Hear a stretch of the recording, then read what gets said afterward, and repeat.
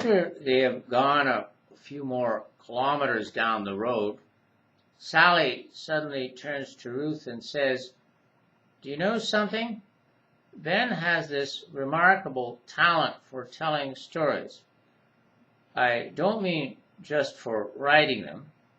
I also mean for telling them on the spot. If you give him a word, any word, he can tell a story using that word to start it off."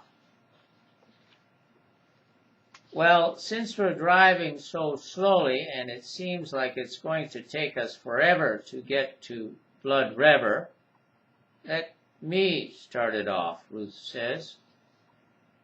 "Tell me a story using the word princess." Ben thinks a moment before starting. "Once upon a time there was a beautiful princess with a wart on her nose. No one except the closest members of her family and her maidservants knew about this wart, because in the land where she lived, all the girls and young women had to wear veils on their faces until they got married. But once they got married, they had to take the veils off their faces so that everyone could see how beautiful they looked. It was always a great event in a town or city when a young bride did so, and of course when it involved a princess who was a member of the royal family, it was a great event throughout the entire kingdom.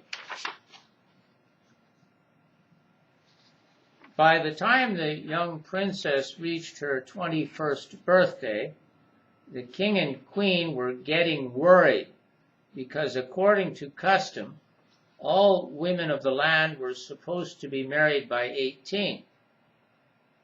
Rumors were starting to spread that despite her beautiful eyes, her peerless brow, and her lustrous long black hair, something was wrong with the princess.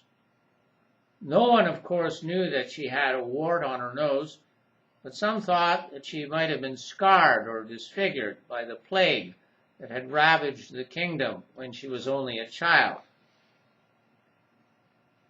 Wait a second. Why didn't she have an operation to get rid of the wart? Ruth asks. It so happens, Ben answers, that in this kingdom people had an unusual sensitivity to blood. In fact, the sight of even one drop of it would cause a person to have terrible convulsions that led to death. So surgery was definitely out of the question. Ben then continues his story. For years and years, of course, no doctors tried to get rid of the wart on the For years and years, of course, doctors had tried to get rid of the wart on the princess's nose, but with no success.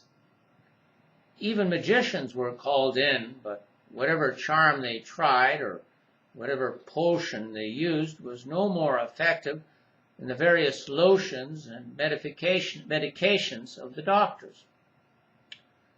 The princess herself was saddened by all this, but mostly on account of how it affected her parents and the other members of the royal family. Indeed, not only was she noble in character and full of good humor and kindness, but she was also skilled in many arts such as music, sculpture, painting, and poetry. Already dozens of princes from other lands had come to the court and immediately fallen in love with her. How big was the wart on her nose? Ruth asks. About the size of a pea, but it was at the very tip of it, Ben answers. Why didn't she have an operation? I told you, everyone in the land, including the princess, was subject to a strange and fatal affliction if they saw but the slightest drop of blood. Why didn't she go to another land to have the operation? Ruth, why don't you let Ben finish his story, Sally says. To prevent the princess from getting married before some way was found to remove the wart from her nose, the king had devised a very difficult test. This test was for the princes who came from other lands to try to win her hand. For 6 long years, not one prince passed the test. At the same time, not one doctor or magician was found who could remove the wart from the princess's nose.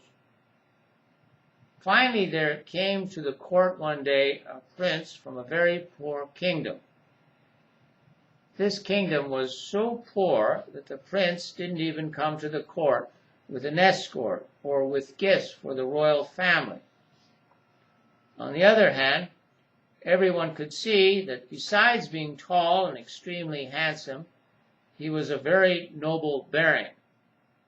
Furthermore, the apology that he gave to the king and queen for coming to the court in such poor attire, and the explanation he gave for the problems that had recently afflicted his country, convinced everyone that he was a worthy suitor. This sounds familiar to me, Ruth says. Did you pick up this story from another one you read? Ruth, please, Sally exclaims. There came the time for the prince to try to pass the test. All were assembled in the royal hall when the king, sitting on his throne, asked him the first of 3 questions. What is your name? The king asked him. My name is Arthur, Prince of Lotania, the prince answered. What is your quest? The king asked him as the second question.